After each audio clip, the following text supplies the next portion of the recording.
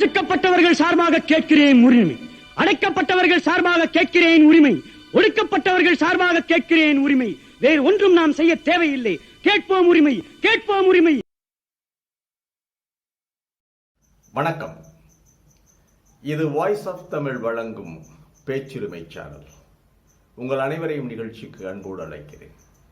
இன்றைக்கு நம்முடைய ஒரு படத்தை பற்றி பார்க்க போகிறோம். லால் சலாம் படம் வந்திருக்கு, தமிழ் படம்.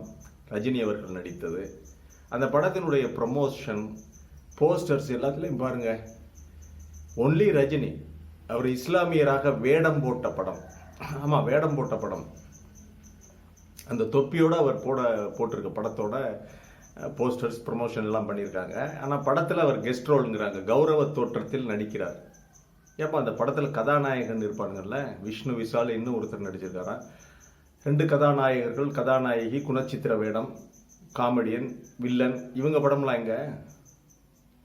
ரஜினி படம் மட்டும்தானா? ரஜினி மட்டும்தான் நடிச்சிருக்காரா? அப்படின்னா என்ன நீங்கள் இந்த படத்தின் மூலம் தெரிவிக்க வருகிறீர்கள்? இஸ்லாமியர்களிடம் நீங்கள் ஒரு நற்சான்றிதழ் பெற வேண்டும், அல்லது நீங்கள் இஸ்லாமியர்கள் நல்லவர்கள் என்று ஒரு சான்றிதழ் கொடுக்கணும். அதுதானே. என்ன பித்தலாட்டம் அது? யூபி போய் அங்கே ஒரு மாதிரி பேச வேண்டியது, இங்கே ஒரு மாதிரி பேச வேண்டியது. சரி, இவரை போன்றே கலைஞர்கள், எத்தனை கலைஞர்கள் இருந்திருக்கிறார்கள் தமிழகத்திலே. திரு எம்.என். நம்பியார் 50 ஆண்டு காலம் சபரிமலைக்கு சென்ற குருசாமி பல படங்களில் இஸ்லாமியராக நடிச்சிருக்காரு. யாராவது அவரை வெறுத்தாங்களா? ஒரு கேரக்டரை பார்த்துருக்கோம், ரசிச்சிருக்கோம். எம்.என். நம்பியார் அவர் இஸ்லாமியராக நடிக்கும் போது நடிச்சிருக்கிறார். அதே மாதிரி சிவாஜி அவர்கள் பல்வேறு கேரக்டரில் நடிச்சிருக்காரு. கொலைகாரனாக புதிய பறவையில் நடிச்சிருக்காரு. அதே மாதிரி அந்த நாள், எதிர்பாராதது, இன்னும் முரடன் முத்து, இந்த மாதிரி பழைய பாண்டியாவில் ஒரு கேரக்டர், ரவுடி கேரக்டர், இதையெல்லாம் ரசிச்சிருக்கோம். ஒரு கலைஞனாக தான் ரசிச்சிருக்கோம். என்றால் அவர்கள் கலைஞன் என்ற அளவில் அத்தனை மக்கள்கிட்டையும் தானே நம்ம பணம் வாங்குகிறோம். எல்லாரும் பணம் நமக்கு கொடுக்குறாங்க, கொடுத்து படம் பார்க்குறாங்க. அப்படிங்கும்போது அந்த கலைஞன், அவர்களுடைய சோற்றை எல்லாம் தின்ற கலைஞன் மக்களுக்கு விசுவாசமாக இருக்கிறார். நீங்கள் அப்படி இல்லைல்ல. புரட்சி தலைவர் எம்ஜிஆர் இறுதி வரை, தன்னுடைய இறுதி காலம் வரை ஒரு ஏழை இஸ்லாமிய நண்பர் கொடுத்த அந்த தொப்பியை தன்னுடைய தலையை விட்டு கலட்டினாரா? கடைசியாக மண்ணுக்குள்ளே போனாலும் அவரோட தொப்பியோட தான் புதைச்சாங்க. அதே போல் கேப்டன் விஜயகாந்த் அவர்கள் தன்னுடைய நண்பர் ராவுத்தரோட எவ்வளவு நெருங்கிய நட்பு. அவருடைய இறப்பில் அவர் கதறி அழுதது. விஜயகாந்த் அவங்கெல்லாம் உள்ளூர் அந்த வெளியே நடிக்க தெரியாதவங்க. அசோகன், இன்னும் பல்வேறு கேரக்டர் ஆர்டிஸ்ட் எல்லாரையுமே சொல்லலாம். அவங்கெல்லாம் சிறப்பாக வில்லனாகவும் நடிச்சிருக்காங்க. ஒரு சில படங்களில் நல்லவர்களாக நடிப்பார்கள். அவங்கள வெறுக்கிறதே இல்லை. அந்த படத்தை அப்படியே பார்ப்போம், ரசிக்கப்பட்ட படங்கள். ஆனால் ரஜினி மட்டும் இங்கே ஒரு முஸ்லீமாக வேடம் போடும்போது நம்மளால் பொறுத்து கொள்ளவே முடியலை. இல்லை, அந்த படம் தண்டிக்கப்பட வேண்டும் நினைக்கிறோம்ல. என்ன வெறுப்பு தெரியுமா இப்போ ரஜினி மேலே இருக்கிறது? ஒரு புல்டோசர் விட்டு இன்னோசன்ட் பீப்புள், ஒரு அப்பாவி மக்களை புல்டோசர் விட்டு இஸ்லாமியர்கள் என்ற ஒரே காரணத்திற்காக அவர்களுடைய வீடு வாசலெல்லாம் நொறுக்கிறான் ஒருத்தன். யூபியில் கூட்டு வல்லுறவு, கூட்டு பாலியல் பலாத்காரம் பண்ணுறாங்க. மாட்டுக்கறி வைத்திருந்ததாக இஸ்லாமியர்கள் கொள்றாங்க. தலித்துகளை உயிரோடு எரிக்கிறாங்க, வெட்டி கொள்றாங்க. அதுக்கெல்லாம் கேஸ் இல்லை, யாரும் அரெஸ்ட் பண்ணப்படுற. பில்கிஸ் பானு 21 பேர் கூட்டு பாலியல் வல்லுறவு குஜராத்தில். அதை பாராட்டுகின்ற, அது சரியென்று வாதிக்கின்ற யோகி ஆதித்யநாத்தை போய் பாருங்க. பார்த்து காலில் கும்பிட்டு விழுந்துட்டு வந்தீங்க. யோகி ஆதித்யநாத் காலில் என்று கும்பிட்டு விழுந்தாரோ, அந்த கொலைகாரன் காலில் கும்பிட்டு விழுந்து அவர்கிட்ட ஆசீர்வாதம் வாங்கிட்டு வந்திருந்தா அவருடைய செயல்களை நியாயப்படுத்துறது தானே. நீ செஞ்சதெல்லாம் சரி, நீ இஸ்லாமியர்களை கொள்வது சரி, இஸ்லாமியர்கள் மேல் அவர்களுடைய வீடுகளை புல்டோசர் போட்டு அவர்களுடைய ஒரு அடையாள சின்னமாக புல்டோசர் மாறிவிட்டது. இஸ்லாமியர்களுடைய வீடுகளை புல்டோசர் வைத்து தகர்த்தது சரி. மாட்டிறைச்சி வைத்திருந்ததாக தின்றதாக அவர்களை வெட்டி கொன்றது சரி. தலித் பெண்களை கூட்டு பாலியல் வல்லுறவு செய்தது சரி. இதெல்லாம் சரின்னு சர்டிபிகேட் கொடுத்தது தானே ரஜினி. அங்கே போய் பண்ணீங்கல்ல, யோகி ஆதித்யநாத் காலில் கும்பிட்டு விழுந்தீங்கல்ல. அப்படின்னா அந்த கொலைகாரனுக்கு அப்படி ஒரு ஒரு கேவலமான செயல் நடத்துகின்ற, மக்களை மக்களாக பார்க்காமல் ஒருதலை பட்சமாக ஆட்சி நடத்துகின்ற, கூப்பிட்டாரா உங்களுக்கு எனக்கு வந்து ஒரு சர்டிபிகேட் கொடுத்துட்டு போங்கன்னு சொன்னாரா? அப்படி ஆட்சி நடத்துகின்ற அந்த யோகி ஆதித்யநாத்துக்கு போய் அவர் காலில் கும்பிட்டு விழுந்து அவருக்கு ஒரு சான்றிதழ் கொடுத்துட்டு வந்தீங்கல்ல, அதோட நிற்க வேண்டியதானே? சரி, உங்க இஷ்டம், உங்களுடைய இது. நீங்க ராமர் கோயில் திறப்பு விழாவுக்கு போறீங்க, சாமியை கும்பிடுறீங்க, வந்துட வேண்டியதானே? பெருமையாக உணர்கிறேன், சனாதனம் என்பது யாருக்கும் தெரியவில்லை, புரியவில்லை. என்ன படம் எடுங்க, சனாதனத்தை சொல்லுவதற்காக ஒரு படம் எடுத்து நடிங்க. அப்புறம் எப்படி நீங்க வந்து ஒரு இஸ்லாமியரை, முஸ்லிம் கெட்டவன், உங்களுடைய பார்வையில் இஸ்லாமியன் கெட்டவன், அவன் அழிக்கப்பட வேண்டியவன், அவன் கொன்றொழிக்கப்பட வேண்டியவன், தாழ்த்தப்பட்டவர்கள், தீண்டத்தகாதவர்கள், இந்த பார்வை உங்க மனசுக்குள்ள இருக்குல்ல. என்றைக்கு சனாதனத்தை பற்றி நீங்கள் உயர்த்தி பேசினீர்களோ உங்க மனசுக்குள்ள அந்த வேறுபாடு, வித்தியாசம், மனிதர்கள் படைப்பால் உயர்ந்தவர்கள், தாழ்ந்தவர்கள் என்ற எண்ணம் ஆழ்ந்த அழுத்தம் அவங்க மனசுல பதிஞ்சிருச்சுல்ல. பிறகு ஏன் இஸ்லாமியராக வந்து நடிக்கிறீர்கள்?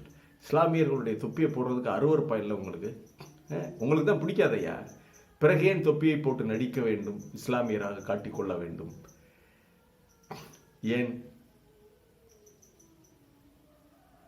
ஏன்னா இன்னும் படம் நீங்க நடிச்சுக்கிட்டே இருப்பீங்க. இந்த பக்கம் சமாதானம் பண்றாராம் இஸ்லாமியர்களை.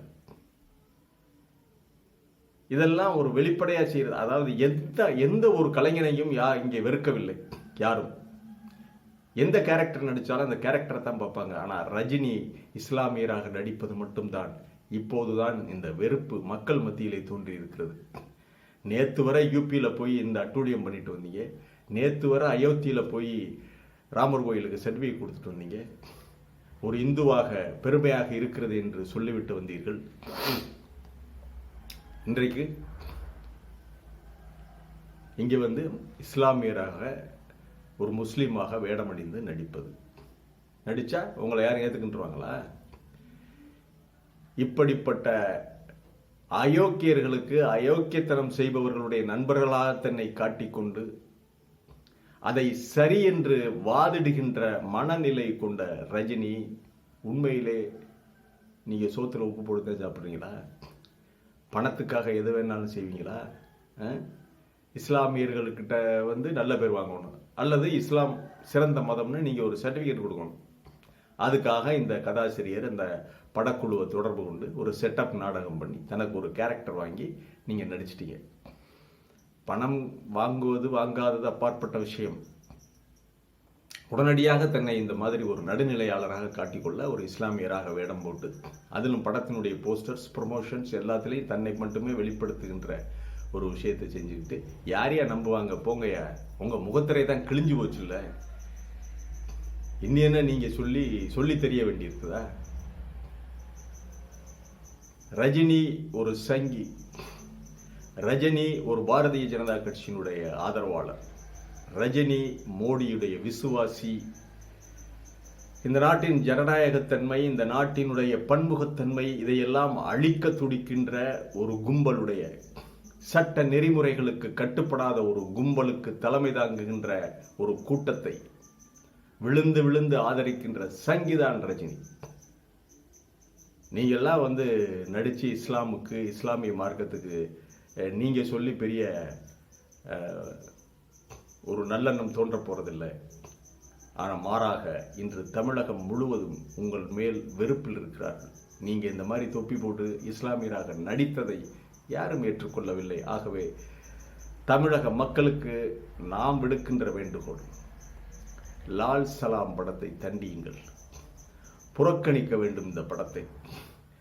ரஜினி இந்த மாதிரி நீங்க சாமியாரா நடிங்க சார், நீங்க சாமியாரா நடிங்க, வேற எந்த கேரக்டர் வேணாலும் நடிங்க. நீங்கள் எந்த மக்கள் இந்த நாட்டில் வாழக்கூடாது என்று விரும்புகிறீர்களோ, எந்த இஸ்லாமிய சமூகம் ஒடுக்கப்பட்ட சமூகம், ஒதுக்கி வைக்கப்பட வேண்டும், இரண்டாம் தர குடிமக்களாக நடத்தப்பட வேண்டும் என்ற விஷ விதை உங்கள் ஆழ் மனதிலே முளைத்து கிளைத்து கிளை விட்டு பரவி மிகப்பெரிய ஆழ விருட்சமாக உங்கள் மனதிற்குள்ளே வளர்ந்து விட்டது.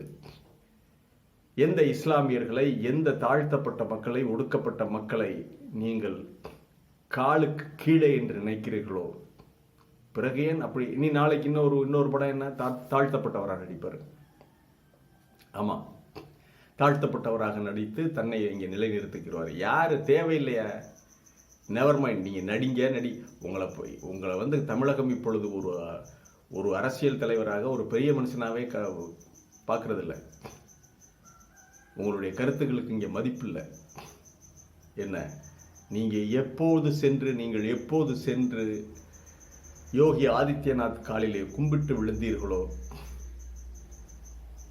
மோடியை ஆதரித்தீர்களோ, மோடிக்கு பின்னால் சுற்றினீர்களோ, பாரதிய ஜனதா கட்சியோடு, RSS சங் பரிவார் அமைப்புகளோடு உங்களுடைய தொடர்புகளை வலுப்படுத்தி கொண்டீர்களோ, நீங்க எந்த மாதிரியான ஆள்னு தெரிஞ்சு போச்சு.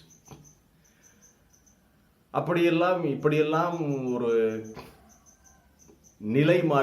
நிலை தடுமாறுகின்ற உங்களை போன்ற மக்களை, உங்களை போன்ற நடிகர்கள் என்றைக்குமே தலைவராக முடியாது. என்றைக்குமே கலையுலகத்தை தாண்டி அரசியலிலே, மக்கள் மனதிலே இடம் பிடிக்க முடியாது என்பதற்கு எத்தனையோ சான்றுகள் இருக்கின்றன. ஆகவே நான் தமிழக மக்களுக்கு விடுக்கின்ற வேண்டுகோள், நம்முடைய காணொளியின் வாயிலாக, அவர் எந்த படம் வேண்டுமானாலும், எந்த கேரக்டர் வேண்டுமென்றாலும் ரஜினி நடிக்கட்டும், அதிலே நமக்கு பிரச்சனை இல்லை. ஆனால் எந்த மக்களை இரண்டாம் தர குடிமக்களாக கருதுகிறாரோ, எந்த சமயத்தை, மார்க்கத்தை இரண்டாம் தர குடிமக்களாக கருதுகிறாரோ, ஒடுக்கப்பட்ட மக்களை, தாழ்த்தப்பட்ட மக்களை வர்ணாசிரமத்தின் அடிப்படையில் அவர் எடை போட்டு வைத்திருக்கிறாரோ, அந்த வேடங்களில் நீங்க நடிக்கக்கூடாது. ஆமா, தமிழகம் ஏற்றுக்கொள்ளாது, தமிழகம் புறக்கணிக்கும். இந்த லால் சலாம் படம் எப்படிப்பட்ட கதையாக இருந்தாலும் சரி, தண்டிக்கப்பட வேண்டும். புறக்கணிங்க, படத்தை புறக்கணிங்க சார். நீங்க இஸ்லாமியராக இனி எதிர்காலத்தில் வேடம் போட்டால், நீங்க போடுறதெல்லாம் வேஷம்தான், வேடம் போட்டால் நிச்சயம் மக்கள் அந்த படத்தை தண்டிப்பார்கள்.